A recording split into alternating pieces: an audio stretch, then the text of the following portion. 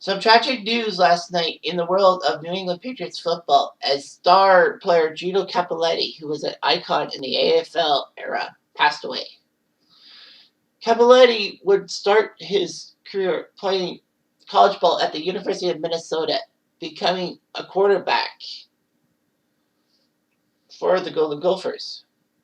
He was not selected in the 1955 NFL draft for anybody.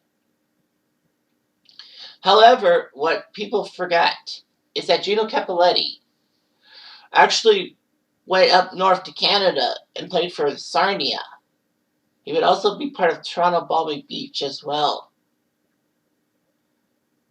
So in the what they call the Ontario Rugby Union, kind of like a league to try to rival the CFL.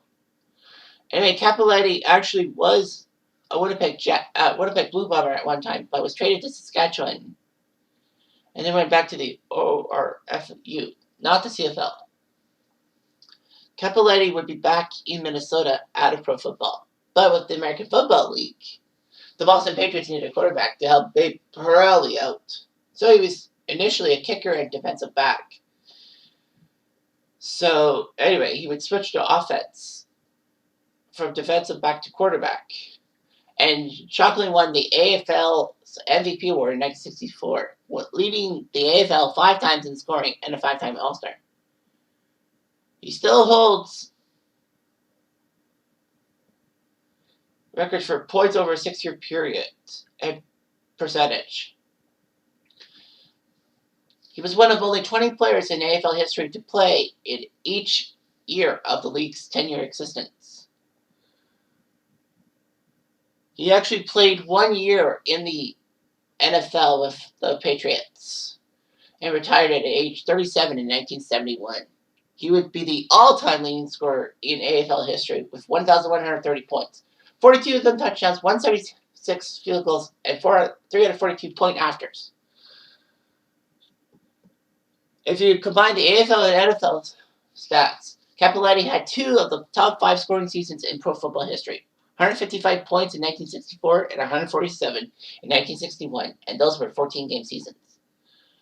He was the Patriots' all-time leading scorer until Adam Vinatieri broke it in 2005. Cappelletti was a kicking icon, but what was the huge thing about Gino Cappelletti was that he was the color commentator for the Patriots radio broadcast for 28 years. The longest radio tandem in modern NFL history, which is amazing. They would call 585 regular season and postseason games together, including 6 Super Bowls. Cappelletti was the color commentator for Boston College the day that they played Miami in the famous Hail Flutie game on the day after U.S. Thanksgiving in 1984. He can be heard supporting Dan David's now famous club saying, You got it, I don't believe it.